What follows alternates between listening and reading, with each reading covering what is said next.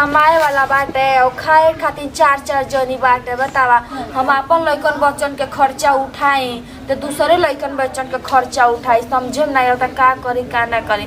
इहो तो नहीं चला हमारे मरते थे सरकारी नौकरी बा तो वह सरकारी नौकरी बा तो आबत पर 50,000 रुपया महीना तो चलो वही में दीदियों जी के काम चलता, दीदी जी के लइकबो के चलता खर्ची। अब ओकर हम पढ़ाई लिखाई ते दीदी जी के खाना पानी दिखाए पिए खातिर। ए दीदी जी का छोटको सुनी ना, अब बैठी ना बोला ना ठीक बैठी ना है नहीं बता बता नहीं बैठी। और कहता ने के कहता नहीं ना तो अपने बजरिया में मेहरारू के काम ना मिलेला करे के और मिलत ना तो हम करती। तू जी वो काम करे। हाँ सोचे तानी हम ही जाई काम धाम करे खातिर। अब रहुए बताई खर्चा पानी कैसे हमनी के चले। अरे देवर बाबू पानी ना वहाँ के जैसे बात वैसे घर चला। हाँ तो उन्हें का सरकारी नौकरी रखे दीदी जी। देखिए हम बता देता नहीं रहुआ के कान खोल के सुन ली। तो तू कहल का चाहत रू? ये कहल चाहता नहीं ना तो भगवान तुको पैर देला मैं और हाथ देला बेटा भैया जी गईनी गुजर गनी तरह वो काम धाम करी। तो घर में काम धाम नहीं की करत सही खाता है।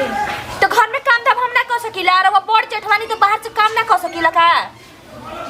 ठीक बा काम के पता लगावत है। लगावत ना बनी करी और कनमा पकड़ के हम गरमा लेगा तना याद कर ली रहुआ। ठीक है ना बिल्का मत चुआ के हमें देखावा।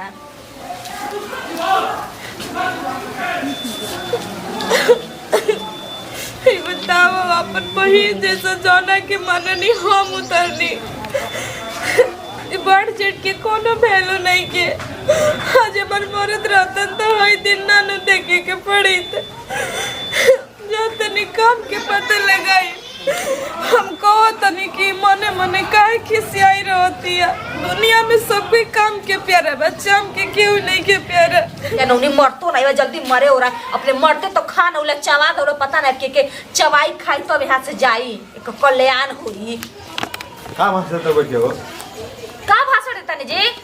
तो गिलास हो तो पानी पियो तो लो तो पानी केथुआ में रहुआ के दे पानी पिए के केथुआ में नहीं बताई। गिलास के तरह माज माज रखिला सब रात भौजी ले जाली अंदर धोले मिली पानी पी जूठा कर दे मिली दिन रात तुम्हारी है कम हुआ जी नहीं हरे साई ले तुम्हार मोटाई लोनी होते हमर शरीर खिया गई का करी रहुआ बताई। तो का हो गई तो अब जा इस चुरवस पानी पी। आइले उनका मान्य ना कर सकता रुका। हां तो जा इस चुरवस पानी पी जाई मुंह मत लगाई हमसे हमसे पूरा केहू ना होई जल्दी कि ना। वही तक मेहरारू को शौकीन एकरा से मंगाते गिलास तो कह दिया होई जाके कल पानी पी का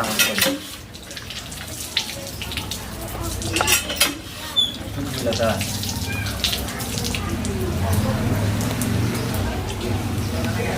खाली सताई सिपा खाए के हाल जाना चाहिए। तू तो काम धंधा बाटे ना खाली एगो भौजाई भी ओकरा के बोला तथी 24 घंटा बुझाते नहीं हम का कर दिमाग खराब कर रखल रहती हमेशा जब आती घरे तब जब देखा तो उनके के बोलत रहती है। क्यों काम नहीं के देता हमरा के छोटकी ऐसे बोलत है। अब हम कहाँ जाए काम मांगे केकरे से काम मांगे। फिर कोई की आगली मुंह उठा के भरथरिया खाए कि भगवान जी पेट बनैले रहना पेट रहित ना इतना झमेला होई। ठंडा पला में एगो सूटरो साल लगे खेती का बेटा चाची ने ना मंगला खाए के। चाची ने मंगला इतना दे रही पेट दुखाता भूखे जा चाची ले मांग लिया का कर लियो चाची बोले कि खाना नहीं खे जा तू। ठीक बताओ इतनी को लड़का के खाए के नहीं के दे तू अपन लड़का के कोई से चुरा चुरा के धोइले रहती है घर में जा दे बेटा। हम काम के पाते लगावत तनी कमी जाए ना तो तारे को बढ़िया बढ़िया खाना खियाई ठीक ना। जा चाची ले बरोरी मांग के देखियो कि चाची ना खाए के। सारे ये सुनी रखना नहीं टफिया और लड़का अपने खाए खाते तो काय चुरा ले रे। ये हमर लड़का चोर मत ना सुना मुंह फूट जाए जले कारे के मुझे का बोलत हई। हमर लड़का चोर ना तारे से खाए के मंगला नु तो देलु खाए के तो बना के धइले रहलू जब तो लड़का से खाए के तोरो पेट देखी तो लड़का वो पेट देखी। हो की तो पेट तोरा उम्र में आग लगाई तोरे जवानी में भगवान ने आग लगा देलन तो तू खा गिलो। आई तो अपने मर्द के खा ले रोक का चाहते जो तक हमरे देवर के खाई रहे तो पेट के पारी करना पची तरा पची चल बेटे अब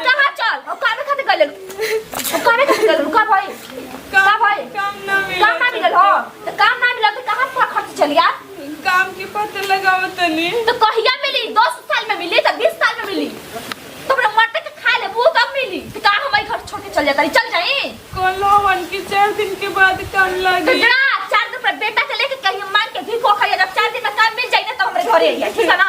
ये तो हमरे घर लौट नहीं और तो ये लौट के आ गेलू ना फिर देखा तारू तो बेटा के मार के कपाट फाड़ देबे। ये तो ना याद करी तोहरा के नाम तो बेटा के मारो। इंसान हो के एगो इंसान पात्र जुल्म ना करे के चाहिए ना तो भगवान सब देखेला। एगो इंसान हो के इंसान पे इतना जुल्म ना कर जाला तो और क्यों सारी निकल मुही करे विपत पानी सुबेरे सुबेरे तो के देखिला तुम्हार मुंह काला हो जाला। चल बेटा जैसे रे ए जब जो मैं घर तुम्हारे के मत जो हम घर दोबारा ये मत आज एक हम तो पूरा के साले कर मुंह गल का बना करते हो? और नजर नहीं क्या बच्चा करता नहीं घर लगाओ। भौजी कहाँ गई? हम का जानी रोड भौजी कहां बाड़े अंकुशो कहाँ गई? अच्छी पढ़ाई भौजाई के अंकुशवा के इतना ज्यादा होश बा ठीक है ना और मेहरारू का होश नहीं थे तो मेहरारू झाड़ू लगावत किया अरे खोड़ा पे ले रही का हम? ना हैं?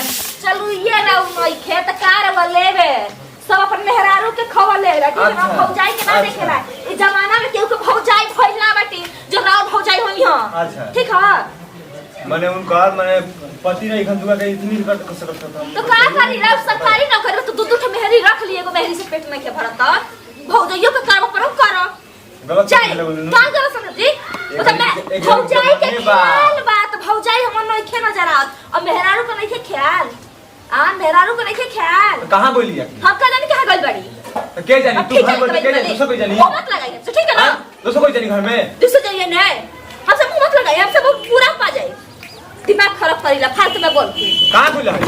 आए बताओ लिखे जाता पता नहीं क्या होत भाभी कहाँ चल गुली तो उनका समझ में नहीं क्या होता यार हमको देखे के पड़ी बुझाता।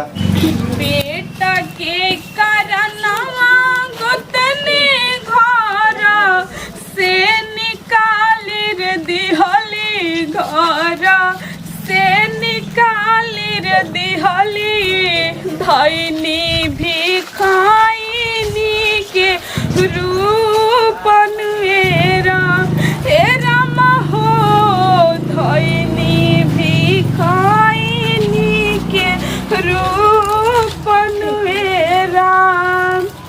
काम मांगे जाई हम केहू के दुआरी आयर केहू के दुआरी आहो केहू नहीं काम हम के देवेला एराम हो केहू नहीं काम हम के देवेला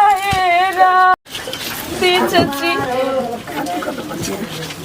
देखते बनी कतना माँ भागिन बनी हमरे जियते हमार मर छोड़ के चलीलन हमरे से भागिन और क्यों चाची भगवान रवा लोग के बनौले रखत चलो बेटा यहाँ के रीत ऐसन दुनिया के प्रीतिया हो केहू नहीं बुझेला लाचारी केहू नहीं बुझेला लाचारी राम हो केहू नहीं बुझेला लाचारी दुख के मरला हम गली गली घूमी अरे गली गली घूमी धैनी भिखारी के रूप भगवान तरस बाबा रवा हमेशा खुशहाल रही और घर परिवार आबाद रहे आज के डेट में अभागिन के क्यों दुख बुझे वाला नहीं के दुनिया जहान खाली तमाशा देखे वाला बा क्यों मजबूरी नहीं के समझत कि हमरे कोनो सबक ना कि हम गली गली घूम के भीख मांगी चल बेटा आज तोरे खातिर तो तोहरे पढ़ावे लिखावे खातिर जेकर दुआर न घूमे के ओकर दुआर घूमत नहीं तू पढ़ लिख जइब बड़ हो जइब तो हमार दुख बुझब धैनी भी खाई आज रहिते तो भीख नाही मांगे हो दिहते भीख नाही मांगे हो दिहते एही से भिखैनिया के रूप धनिएरा राम हो धैनी भिखैनी के रूप राम गली गली घूमी अपना बच्चा के करानवा हो बच्चा मोरा दुख बुझी जाई है राम हो। चुप रहो हाथरन दुख बड़ी गीत सुनावत और इतने परेशान हो गए बड़ू मत बुझी ही विधवा की समाज में जिए लायक नहीं के केहू भी नहीं जाते नहीं काम मांगे तो लोग हमरा के काम नहीं के दे लोग कहते कि हमार जतरा खराब हो जाए तो हमार दिन खराब हो जाए का हमरा जिए की समाज में हक नहीं के ई के कहेला उ के कहेला तू जब बेवकूफ हो समाज में कटल होके पढ़ल लिखल न होके अनपढ़ होके तो ऐसे काहे बात करत रहो विधवा के जिए के हक अधिकार नहीं खे भगवान विधवा के नहीं बनैले वो कुल कहानी है सर ऐसे मत करो देखते बनी वही में के एगो हम भागिन बानी ऐसा शरीर लेके अपन बचवा के लेके गली गली भीख मांगत नहीं एहू में लोग कहता कैसा शरीर लेके भीख मांगत हमरा कोनो शौक ना भैया जी कि हम भीख मांगी केहू अपने शौक से कोनो काम ना करेला केहू के मजबूरी हो खेला तब केहू काम करेला एगो बात हमारा सुन लो मान लगे तारा के 10 रुपया 20 रुपया 50 100 200 500 दे देम ओसे तार दिन कट जाए तो ठीक बा आ ना तो हमरो यहाँ यदि खराब ना लगे तार बात के तो हमरो यहाँ खाना बनावे वाला एगो लड़की औरत चाहिए यदि हमरा यहाँ तो मजदूरी पर जैसे भी होके जो महीना में तो कब दे दे हमरा यहाँ खाना बनावे खातिर रहे कोई तो रह सकेलू हमरा सब किस्म के खाना बनावे आला सिलाई कढ़ाई हम कुल जाने ना हम रउआ करे काम करब लेकिन रउआ एगो वचन देवे कोई कि हमर बबुआ के बढ़िया ले पढ़ा लिखा दे हम एगो गार्जियन ऐसन बन के ई कैसे बात करतो तहार लड़का त हमार लड़का नियन बबुआ हो एले बबुआ के पढ़ाई लिखाई का सोचत रहो हम तो बबुआ के पढ़ा लिखा के डॉक्टर बनाए इंजीनियर बनाए ई त हमर वचन बा इस चिंता मत करो भगवान तू जैसे अपना लड़का खातिर कर दो हम करते नहीं हर घर में रउआ ऐसन इंसान एगो होकर ताकि ऐसन अबला के लोग सतावे ना हाथना बढ़िया भगवान बिल्डिंग देले बन तो हमहु बढ़िया करब कमाई कइले बन तबे बिल्डिंग देले बन भगवान पैसा कौड़ी देले बन हमहु न गलत रहती तो भगवान देखेलन हर जगह भगवान बावन ऐसा बात नहीं के तार हमारा घरे चलो तार लड़का पढ़ी लिखी आ तार जो महीना बने तार पैसा कौड़ी दे आ मान सम्मान इज्जत प्रतिष्ठा सब मिली कोनो मान सम्मान में कमी ना होई अगर हम अब मरियो गई तो हमरा कोनो दिक्कत नहीं है कैसे क्या हमरा भरोसा हो गई हमर बबुआ केहू सहारा जी ली ना तो अकेला जीव रही ताज हम जिंदा ना देखती अपन बचवा के खाली जिए तनी कि हमर बचवा पढ़ लिख जाइए तो एक दिन हमर दुख बुझिए चलो बेटा चलो घर चलो खाए ओलिए घुसावल नमस्ते प्रणाम हमल कार्य नमस्ते प्रणाम हम काजल सिंह बोलते रहो सब कैसे वीडियो देखनी वीडियो से रहो सबके ये संदेश देनी है जब केहू के शादी ब्याह हो जाला उनका पति गुजर जाना तो ऐसा देवरानी जेठानी लोगन करे नहीं घर से बाहर निकाल देवली मजबूर कर देवली भीख मांगे खातिर गाँव गुजरे के पड़ेला ऐसा ना कर जाला सब गलत काम है इसे कहले बहुत भाई दुख मिलेला कहानी मिलेला का जी बिल्कुल चलिए अगर वीडियो अच्छा लगी तो लाइक करो कमेंट करो शेयर करो और बेल घंटी दबाओ मत भूलो मेरे चैनल के नाम है उमंग मस्ती में कुछ डालते जाए लाइक कमेंट पैसा ना लाइक करो शेयर करो कमेंट कर जाओ ये देवे के सबके